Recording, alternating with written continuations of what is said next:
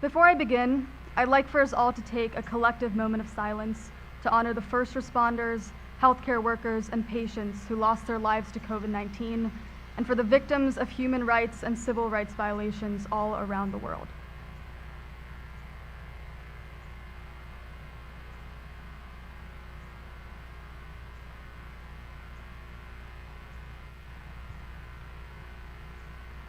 Thank you. And I'm so honored to be able to speak in front of all of you today. So there's this word I learned last year when I was trying to catch up on a week's worth of Membean sessions on Sunday night. I'm sorry, Mr. Hurley, but I also know you're not surprised. The word is zeitgeist. It's derived from German, and it means the defining attitudes of the era, or the spirit of the age. Zeitgeist. It's kind of a weird word. Sounds like the title of some sort of warped science fiction novel, which, either way is a pretty perfect representation of the current state of our world. But, all jokes aside, it got me thinking. What is our zeitgeist? What is the spirit of our age? What are history books going to write about us? What is our generation going to let ourselves be defined by? Over the past few months, I've been experiencing something I think each and every one of you sitting here has felt as well. It's this overwhelming sense of responsibility. I feel its presence with every headline, every newspaper article, and every social media post.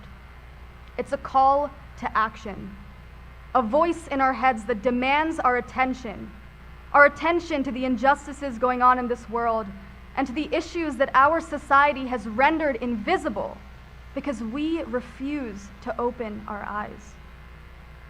My classmates and I, we've inherited this society. We're the next in line, ready to claim our stake of change. We get to decide our narrative, we get to write history, we get to cast our ballots, and we get to break barriers. And it's all happening for a reason. Think about it this way. Every circumstance, every decision, every assembly, every stop sign and green light, every lunch detention for being late, which I know all too well, everything has led us to this very moment in time, to this literal stage, to this photograph in history. In fact, right now, everyone please just take a second to click a mental snapshot of this moment. Did you do it? Now don't let it go. Put it in a random file cabinet in your brain. Cherish it. When we leave this campus today, we're marking the start of the rest of our lives as citizens of the world, as change makers, as voices for the ones who are voiceless, as human beings with a duty, a mission to serve the greater good, now more than ever. We're the products of the intense sacrifices that our parents and guardians have made, of the lessons that our teachers and administration have taught us, and of the friends and memories that have shaped us. Our future is not only where we're going, but it's also everywhere we've been. We're all going to amazing colleges, we're graduating amidst a pandemic. Class of 2020, we are creating history with every breath we take.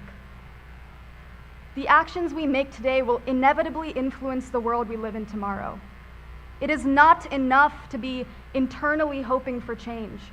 We have to be actively creating it. It is not enough to turn our cheek and hope for the best.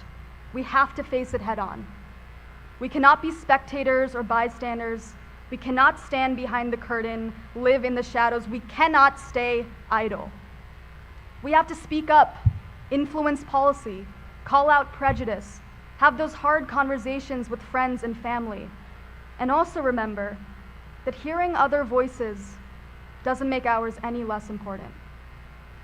We have to live our lives so fulfillingly and so boldly that when we look into the mirror, we see someone who inspires us. And then we can inspire somebody else. 2020 has simultaneously been the most convoluted yet eye-opening year. And it's not even over yet. It is not over yet. I've learned that we are going to be primary sources. I've learned that sewing a mask is really hard, and you can't just staple around the stitches because I've tried that. I've learned that I need to appreciate every day of life that I've been given. And last but not least, I've learned that if anyone is going to finally change this world, it's going to be us.